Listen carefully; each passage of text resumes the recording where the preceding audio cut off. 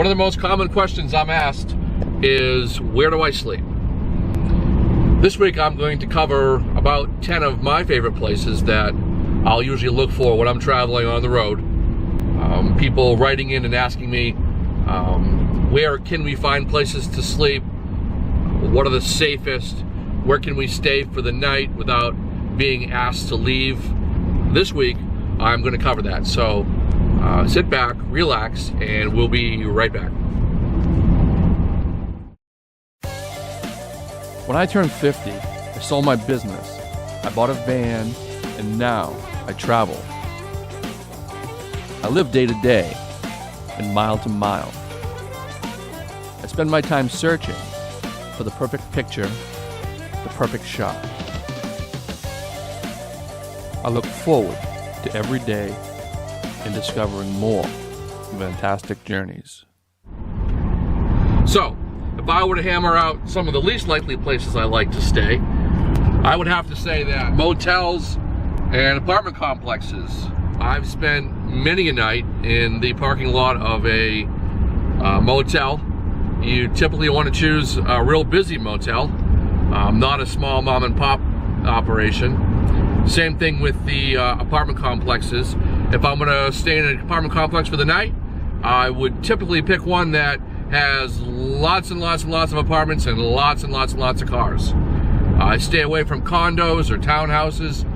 People tend to have a little more pride in ownership and tend to keep an eye out on what's going on in the neighborhood and what's going on in the street.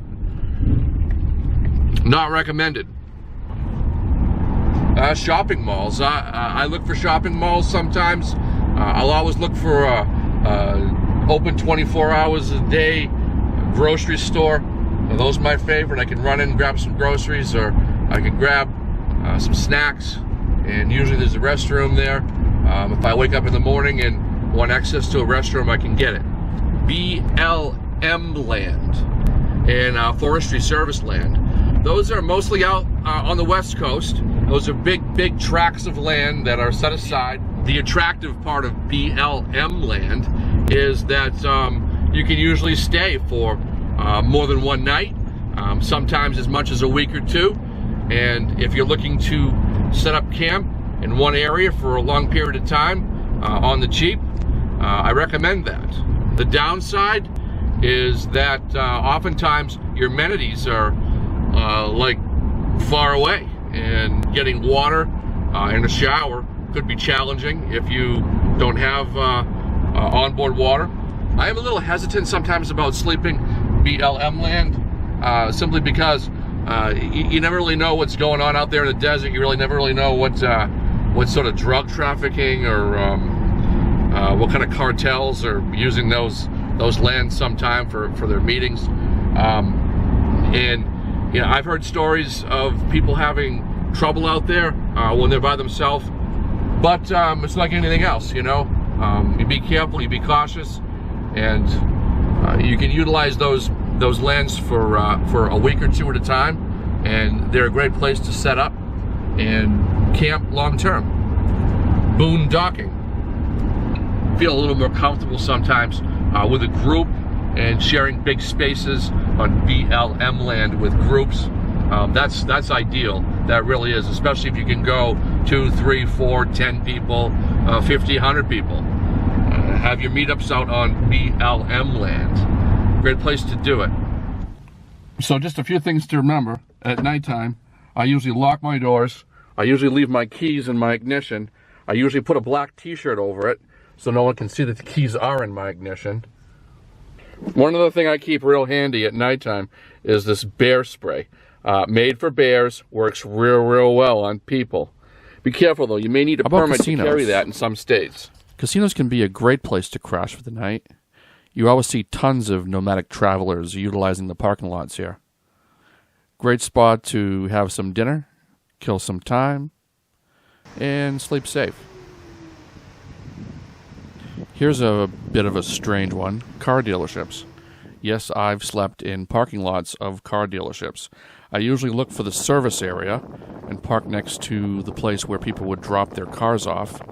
And if by pure chance you happen to find a car dealership of the same brand of van you're driving, you get bonus points.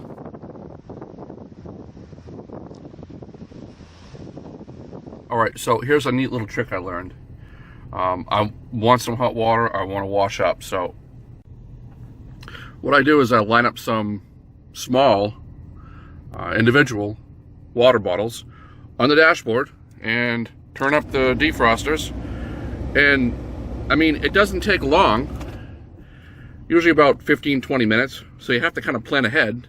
Well, here we are at Walmart, maybe the number 2 place I most commonly sleep at. You will need to be careful, though. In some Walmarts, it is posted for no overnight parking.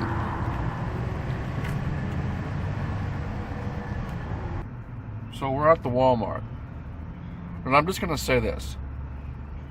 I'm going to stay here tonight, but I sure as hell am going to make damn well sure that I blend in with everybody else, because that poor bastard over there is parked in a big-ass RV, and if the manager comes out and tosses his ass out, well, I just assume blend in with the rest of these cars, because in a black van with blacked out windows, no one's going to know what the hell I'm doing. So, good luck to you, Mr. Winnebago man. And then, of course, there's Walmarts at the complete opposite end of the spectrum. That's Walmarts that are taking in more campers and RVers than they actually are taking in shoppers. Go figure.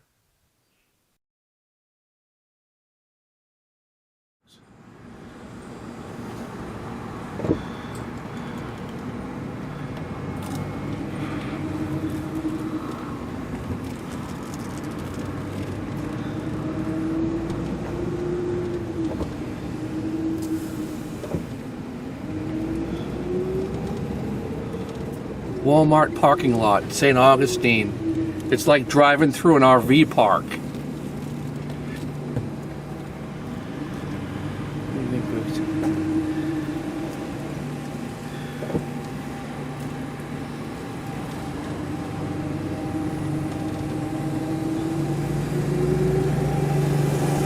Guys, read the Places newspaper. I spend most of my nights tend to be rest areas and truck stops like this.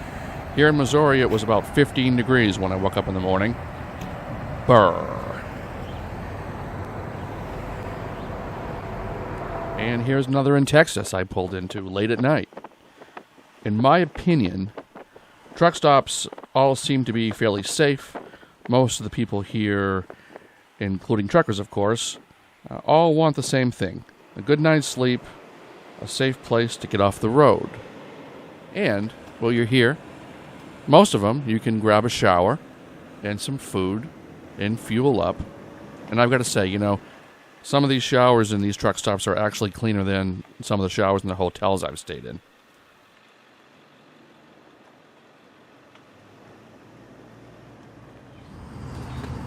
I'm making a little chow. I got some sausages I'm going to cook up.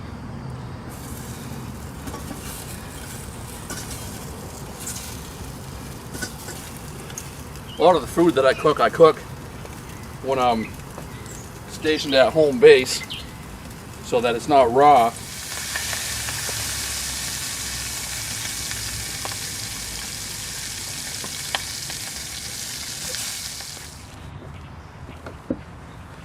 So we got a little potato salad, a little macaroni salad, some sausages, meal fit for a king.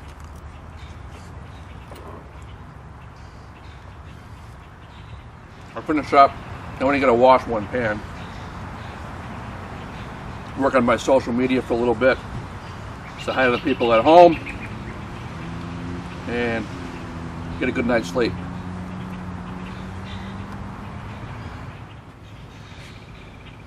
Camping at the Walmart.